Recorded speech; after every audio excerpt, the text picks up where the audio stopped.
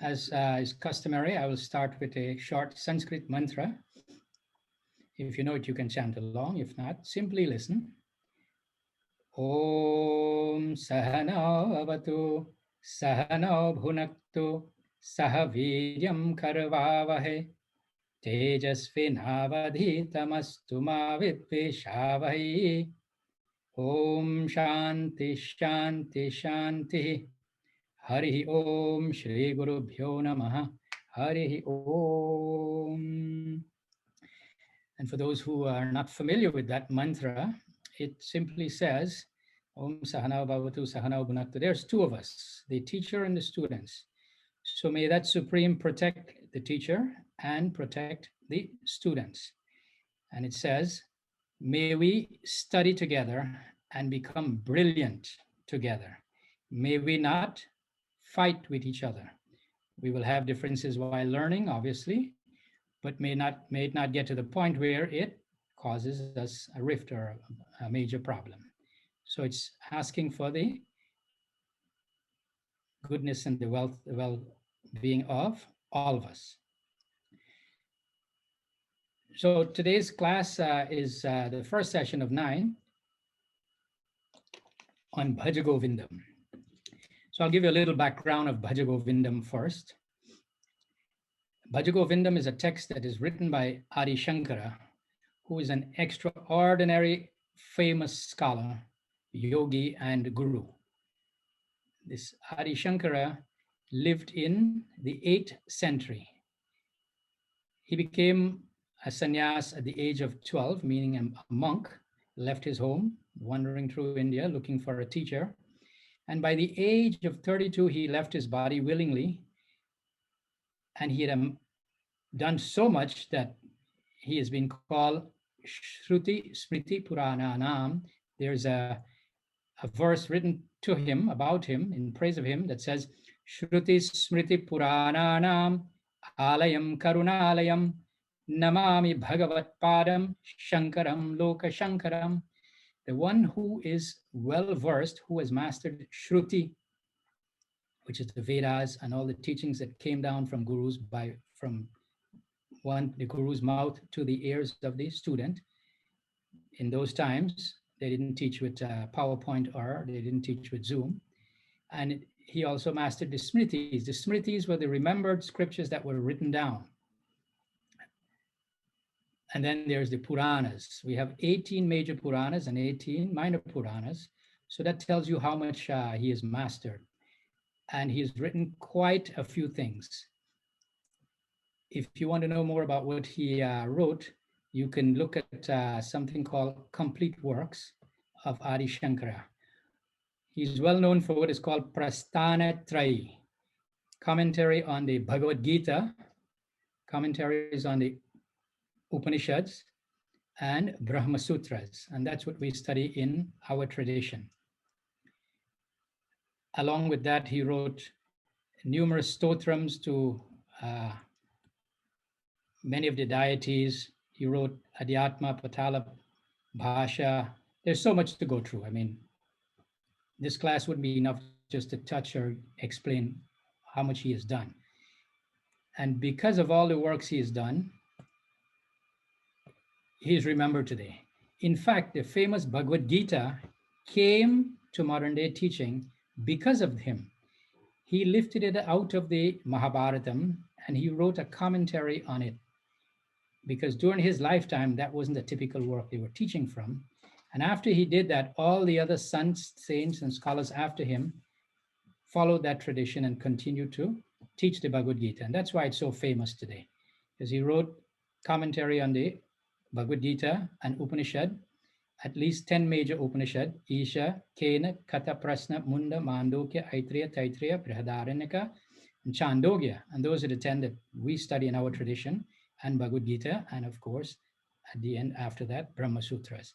So this same Adi Shankara wrote the Bhaja Govindam. And the Bhaja Govindam is really 12 verses by him, but the other 14 verses in the text were written by his disciples. So I'll just give you a little introduction on the ideas or the theme that is necessary to understand before we get into that Bhaja Govindam. And the first thing is to recognize the difference between human beings and animals. See, the unique feature of the human being, which differentiates him from the animals, is the faculty of reasoning or rational thinking and logic. And the ability to reason means that humans can exercise choice and free will at a much higher level than the animals. There's a verse written by Bhartrihari, and this is in Sanskrit also, but if you're not familiar with it, don't worry, I will explain the important parts. It says, Ahara nidra bhayamaitunancha samanam etat phashubir naranam dharmehi tesham adhiko vishesha dharmena hina phashubhi samanam. And that pretty much sums up the major difference. Ahara, nidra, bhaya, and maitunam. Ahara is food, nidra is sleep, bhayam is fear, and maitunam is procreating. That is common to humans and animals. We all look for food. After that, we take a rest and we protect our neighborhood, our house, just like the animals, the caves, etc. And what else do? We procreate. So that's common to both of us. But dharma hi tesham adhiko visheshaha. Special to us, exclusive to us, is this concept called dharma. Without dharma, we humans are living just like animals. So that's a word I'll get into more later. So animals are basically programmed, so to speak, by instinct, and they can't choose to be different from their parents, etc. They can't choose to say, well, my mom and dad was musicians, but I will choose to be a doctor. Or my parents were contractors or electricians, but I will choose to be a school teacher. Animals live just like their parents, and they don't have long-term goals in the distant future. They don't have a 401k plan for their children or a retirement plan for themselves. They just eat, sleep, propagate, and they have the fear of death. And when it comes, it comes. So that's basically how animals live. But human beings have all the above. But we have that unique feature, the faculty of reasoning, abstract thinking. We can theorize, postulate, come to conclusions. And with this dharma, we have what is called culture or religion. Only humans have culture and religion, as far as we know. The animals can't speak for themselves. But that's what's different about humans. Now, because we have the ability to think at this high level, we say we have a choice and we have free will. Whereas in all these things I mentioned before, we could change or we could think differently. Animals don't have that free will to change their life or change their future life for the next generation. They can't plan any differently. They're more limited. They can make a few changes here and there, but they can go from one house to the next, but they can't make drastic changes as to, all the electronics we might have done or just all the great things that we consider great, that's different, that really makes us human beings. They don't record their history also, as we do. So we say we have free will and we exercise choice, whereas the animals don't have free will and they don't have the ability to make all those choices that we can make. Now, in scholarly arenas, it's a hot topic of whether we actually have free will or not. And that is dealt with in Shastra also. You see, at the ultimate level, what is called Paramarthika level, absolute level, Shastra also says there is no free will, because everything we do is within the choice of the multiple possibilities that we can do.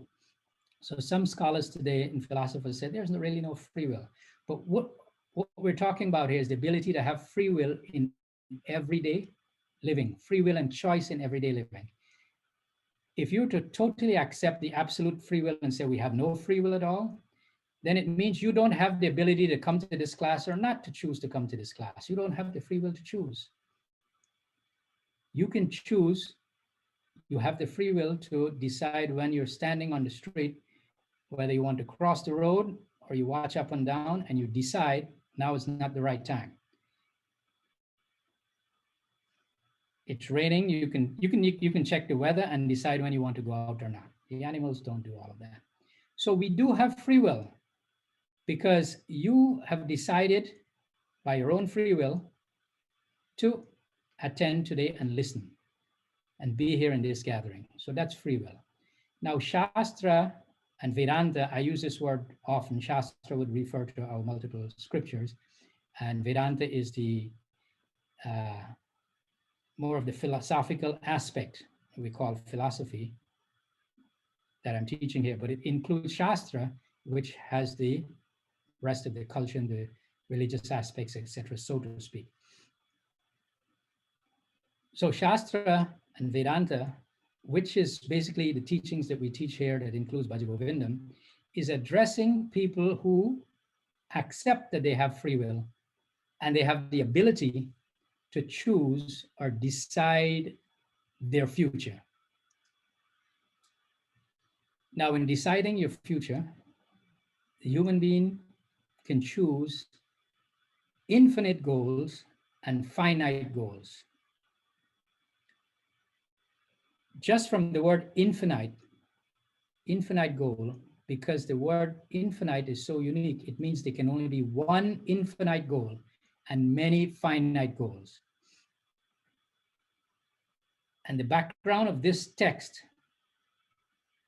Bhaja Govindam, basically comes from a verse or two verses from the Katha Upanishad that deals with the topic of Shreyas and Preyas, and a word called Yogakshema.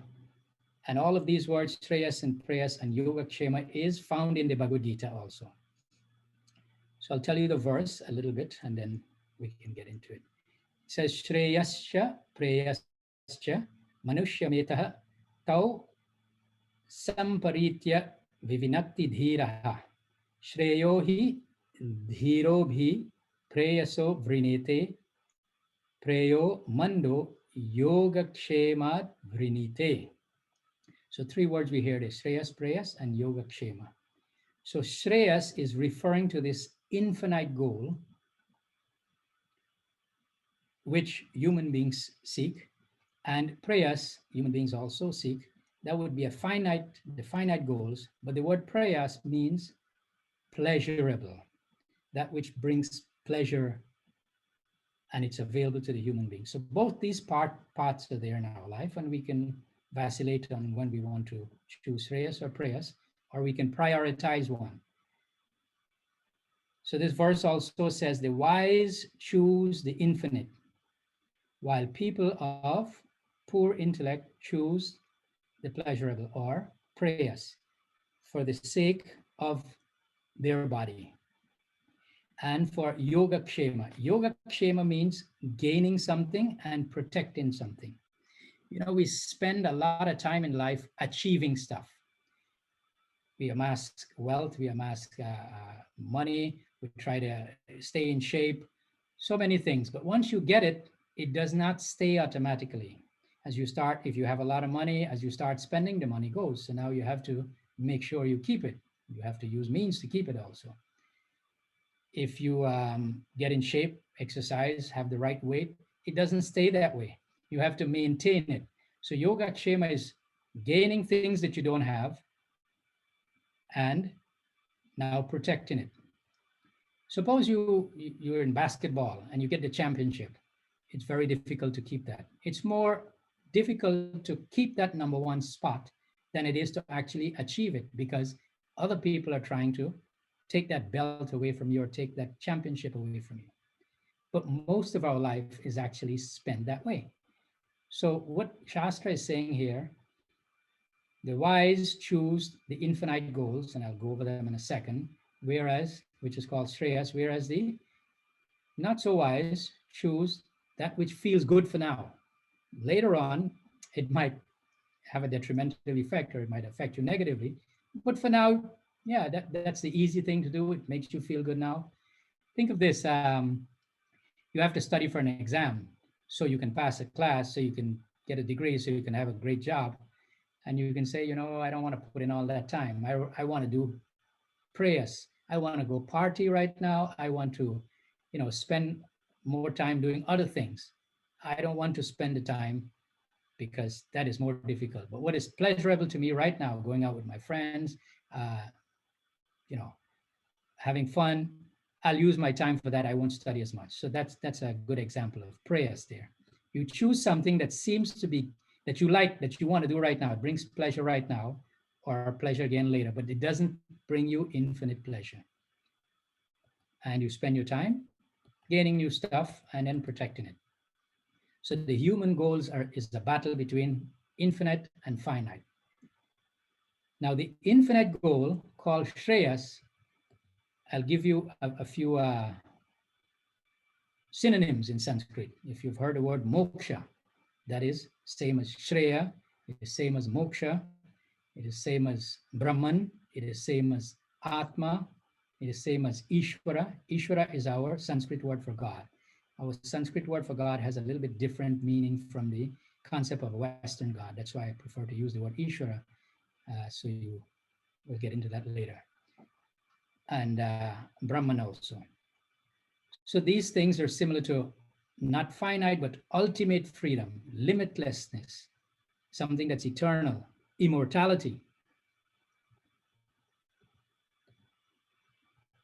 See, that's a major difference right there. Most people are looking for immortality or to live limitlessly or whatever state of happiness they want to achieve. They want to have that eternally. And we're looking for freedom, freedom from whatever is is against us at the moment, or whatever we think is causing us problems, obstacles, freedom from wrong ideas that affect us negatively. Freedom, ultimate, but we want not limited freedom, ultimate freedom in the end. So that's moksha. So this finite goals ends up being, or prayers end up being what is called artha and kama. You might have heard of the four Purusharthas: dharma, artha, kama, and moksha. So moksha is Shreyas. Dharma, artha, and kama fall under prayers. Now, mostly we spend our time, the average person, on artha and kama. Dharma may come later in the average person's life. It's a natural progression that way, it seems, for most people. First, artha. You want things that'll make you comfortable. You want a roof over your head. You want food, clothing, and housing, minimum. And then you want a savings, a bank account that you can say, well, I'm a little bit comfortable now. I have money to buy things now or next month, or I have some savings in case I lose my job during the COVID. I have some money saved. That gives me artha, that gives me security. Now, once I have that, those are the basics, then you know what? I want to have some fun now. I want to have pleasure. So I can utilize that money or that whatever I gain now, I leave that there. I can say, I want to have pleasure. I want to enjoy, spend my time in kama. So artha and kama is mostly what people spend their time in. And later on, they may think about dharma. Not dharma is that which is not just good for me, but it is good for everybody, the plants, animals, and the whole world, etc. That's really dharma in short in this context. Whereas the artha and kama that I'm looking for is for me, to pleasure me, to make me feel secure. So that may be in the form of money, social status, your position, your job, name, fame, victory, relationships. You look for that artha and kama. But all of those are limited by time and space. So that's basically what people spend their time on, prayers. Now, for this class, we break these people down, human beings, down into religious versus atheist versus spiritual. I make a distinction here between the word religious and spiritual. So first, there's two types of people. Let's say the religious ones are the ones who believe that there is God, and the atheists believe that there is no God. Agnostics, etc., can fall in close to that. And then there's what we call in this spiritual, to differentiate from the religious. Because the religious people follow rules and regulations of that religion. And every religion will have a different set of rules and regulations. They may even contradict each other. And religious people, in a sense, use God to attain various ends.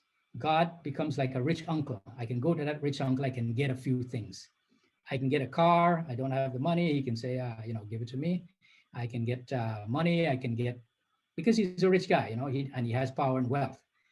So I can go to him and I can get things that I don't have. In that way, people go to God always for something. In religion, usually they go to God. You don't go to God and says, God, I come to you, but I want nothing. And atheists don't believe in God, but they want all the same things that the religious people want. They want all the same artha and all the same kama. They want the same pleasures and they want the same security. This is also, by the way, is covered in Maslow's theory of hierarchy of needs, and I'm almost 100% certain he took it from these ideas, dharma, artha, kama, moksha. Anyhow, spiritual people has a little twist. Remember, religious and atheists fall into the same group because they are both looking for prayers or artha and kama. Religious people follow God, atheists don't follow God, but they have the same obstacles, same challenges, and they want the same thing in life. They both want artha and kama. The difference between the religious and the spiritual person is, for a spiritual person, in our context, God is not number one. The focus is on maturing yourself, growing spiritually or emotionally mature, and it's more about knowing yourself as the priority. And in the act of knowing yourself, you will end up knowing God. Because without religious people telling you about God, you'll have no idea what God is anyhow. But in this tradition of Vedanta, see, when you study Vedanta in Sampradaya, you cover 5 things. It's called Jiva, Jagate, Ishvara, Bandha, Moksha, and Sadhanani. Jiva means the human being, the being that's living in this body. I am alive, I am the Jiva. And the Jiva has these questions. Who am I? Where did I come from? How did I get there? How did I get here? And am I going someplace after death? Do I continue to live or exist in some different form? And why am I here at this moment in history? And why was I born to these particular parents of this particular religion, of this particular social status, and not like the other people? So I have those questions. And I have to decide whether God made that happen or not. That's part of the teaching. So the spiritual person focuses more on Jiva, knowing himself or herself. And then Jiva, then Jagat, knowing about the world, the facts about this world, how to understand this world. Is it an illusion? Is it all in my mind? It's called Srishti, Drishti, Vada. Whatever is happening out there is because it's in my mind. I perceive it that way as opposed to somebody else. Or it's a fact out there and therefore I perceive it. These are all technical ideas we'll get into in another class. So the spiritual person goes for Jiva first, trying to know myself, and then know the word Jagata, and then Ishvara. Then we want to find out about, okay, I want to know about me, I want to know about the world, and then I want to know about God. So Jiva, Jagata, Ishvara, and then Bandha. This world seems to have suffering and you can't escape it. So Bandha, we want to know how to avoid suffering. So you got Jiva, Jagata, Ishvara, Bandha, and Moksha. Is there a freedom from this? Moksha is the word I used earlier to denote this infinite goal or Shreyas.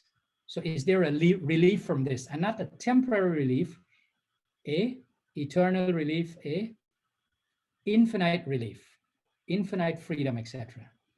So that is moksha. So we have Jiva Jagata Ishvara Bandha Moksha, and sadhanani means the methods. Now, what do I practice? How do I achieve that? So that's the tradition. Anyone in Vedanta or any what we call lineage or parampara or tradition, if you're not well equipped in answering questions in Jiva Jagata Ishvara Bandha Moksha Sadhanani, you will easily be defeated by the questions, because you have to present a logical and rational ideology in your religion about those five things. And that's where people get into trouble, because they simply just talk about Ishvara only or God only. And usually they talk about God from a believing point of view. Most of what they talk about is something that you know because someone said it or you hear it in the book. But when you get questions, they'll say, well, I can't prove that, but you just have to believe because it's in the book. But that's not enough for Vedanta, actually, because it's in Vedanta, in this Samskriti tradition called Hinduism today. Samskriti means well refined. Uh, it's not about belief or faith only, it's about understanding. In the beginning, you may give the benefit of the doubt to the belief, but then you try to make it a fact, you try to prove it a fact, and then you give it the weight of a fact. For us, in the Samskriti tradition, you cannot give the weight of a belief the same weight as a fact. You can't live your life thinking about heaven only when it's unbelievable. Even though you accept it, you have to spend more time focusing on what are facts. And you can still have that belief in the background, because that belief of heaven came from Shastra, it came from the Vedas. It's the oldest written text, and Swarga is in there, but with a different concept. It is temporary. Heaven is temporary for us, but without drifting to that. So a spiritual person focuses on knowing oneself, and that's the difference here. So Vedanta, the aim of Vedanta is to bring the religious and the atheists to spirituality, or to make them a mumukshu.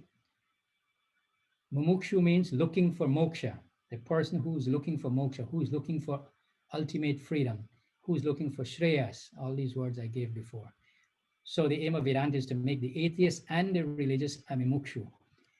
So then the priority changes from God and heaven being the most important to understanding the self. Because as I went through earlier, when you understand yourself, in that process, the teacher will teach you, you will understand the word and you will understand God. So finding out who I am becomes more important than God in the beginning. It will all be the same in the end. We know the story of famous Ramana Maharishi, and usually people go to him. He spoke very little, and he will say, I want to know about God. Is it the Hindu God, the Muslim God, the Christian God? Is it Rama, Krishna, Allah, Jesus? Tell me, who is this God? And he would say first, tell me who you are that is asking this question. And he got that from the same tradition of, who am I tradition of? Jiva Jagata Ishvara. So first he said, tell me who you are before I tell you about the third one, God. Who is it that's asking? Because you need to know where the person is at, their level of intelligence, their level of knowledge, their ideas, their perception, then to tell them anything more. Because people come with their own concepts of God. And then sometimes they say, tell me of God. And then if you don't know their concept, whatever you say, they say, well, that doesn't fit into my concept of my religious concept of God. So I don't want to hear that. So this is different. When they come to him and they say, who is God, or where can I find God? He says, let's find out about you first. Find yourself first, know about you. And in that process, you will find God. Those questions will be answered.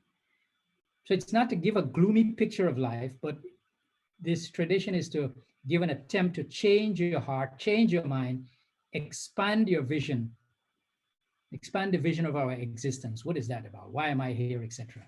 Is there a God? What is this world all about? How do I handle all these problems that we have in the world? Is there a way to go beyond, or to be free from this, get moksha now, to be free from all this suffering? And what are the methods?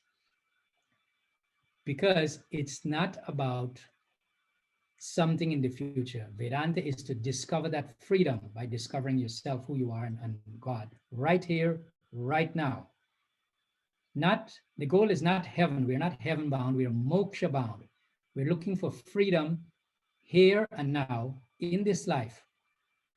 And if it is infinite and we have it in this life, of course, it will continue throughout existence after this body goes, after this lifetime, as long as the universe exists, because it is infinite.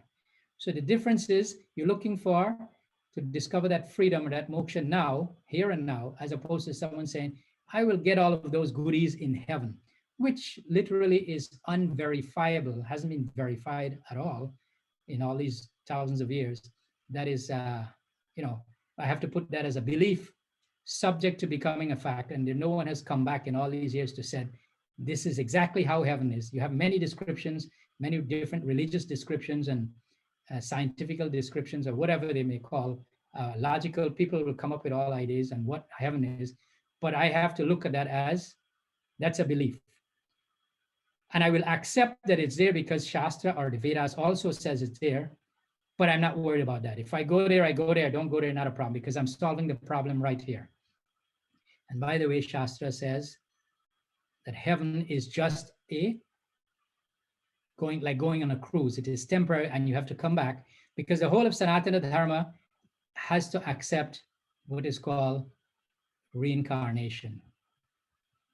Without Punarjanma, reincarnation, you won't understand this, or this doesn't fit in, because that means you live once and you die and you go to heaven or hell forever. That doesn't fit into Shreyas at all.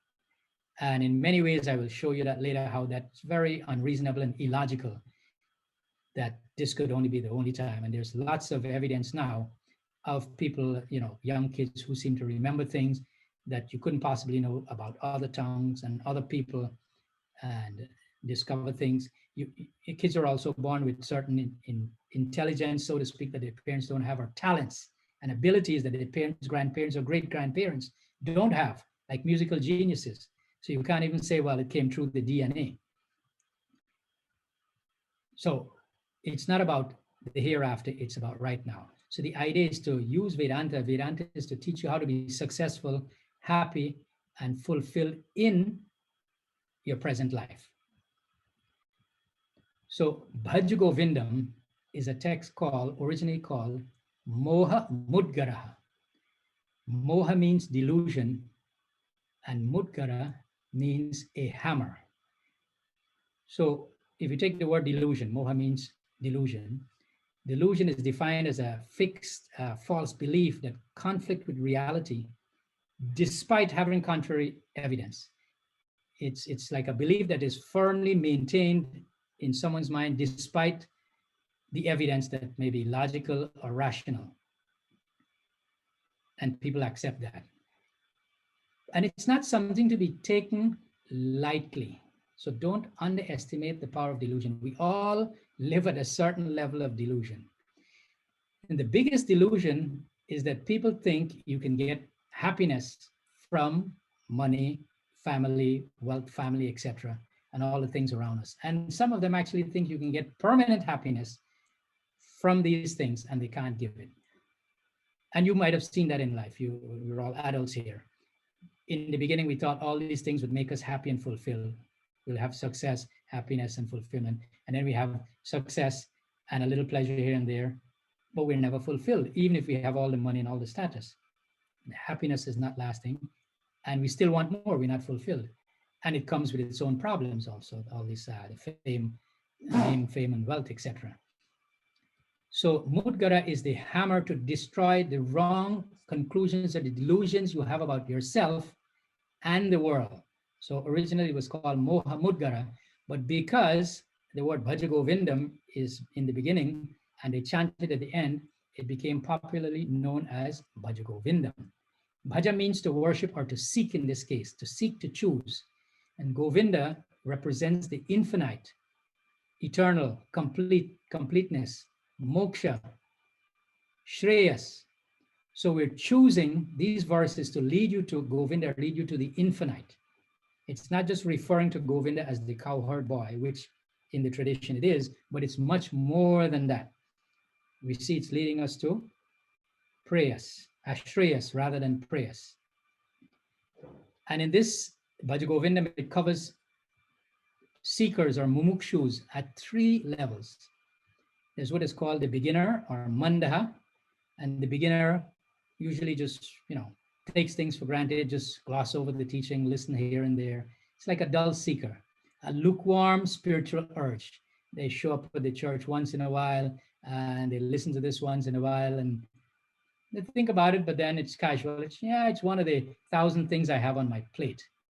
They do accept God or Ishvara, but it's not that important in the list of desires. Then there's the intermediary level or seeker called Madhyama, who may spend more time and effort, and it's a little bit more serious. They vacillate between,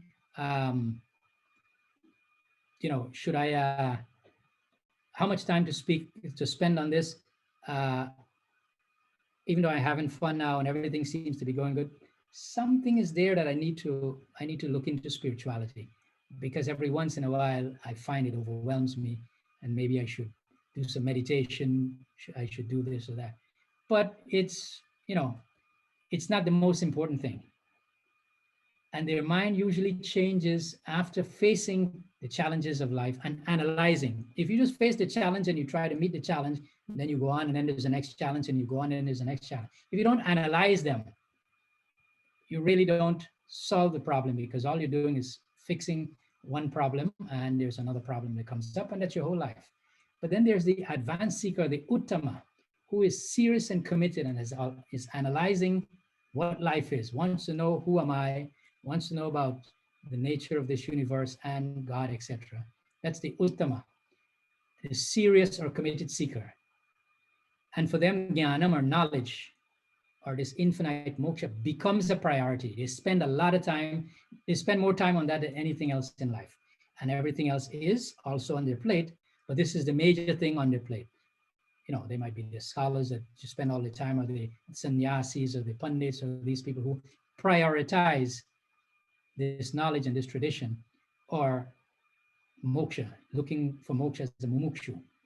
So this one big desire called shreyas or mumukshu or moksha eats up all the other desires. You still have them, but this one takes priority. It becomes a passion, becomes an obsession.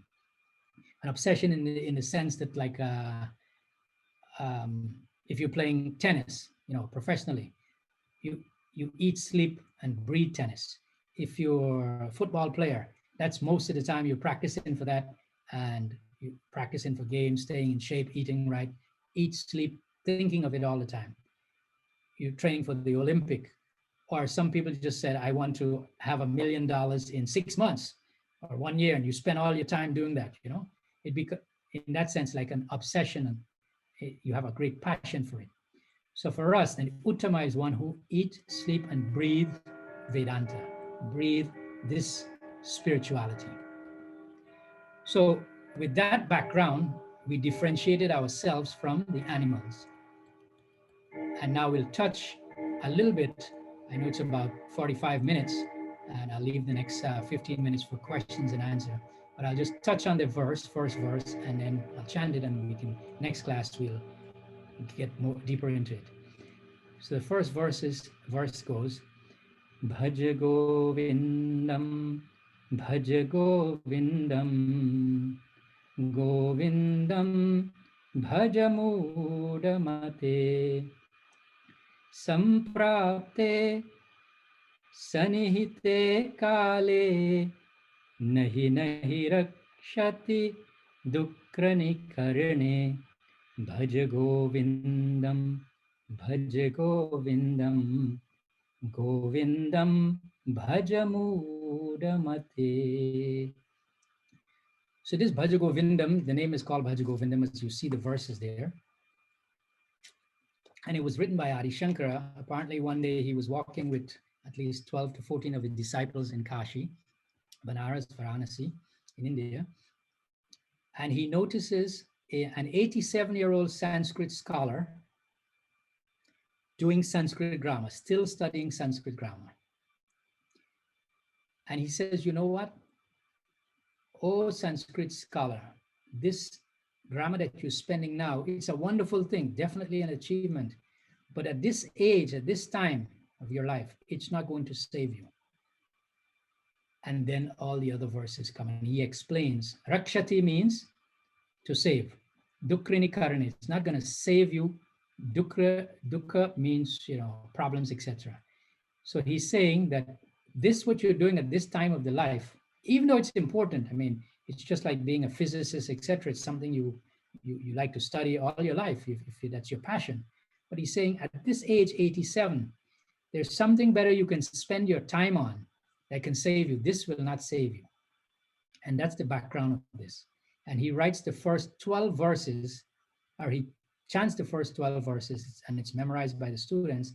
And then they add another 14. Apparently 14 of them were there along with him, at least, and you have 14 more verses. So we will cover at least the first 12 verses in this session of this 9 sessions.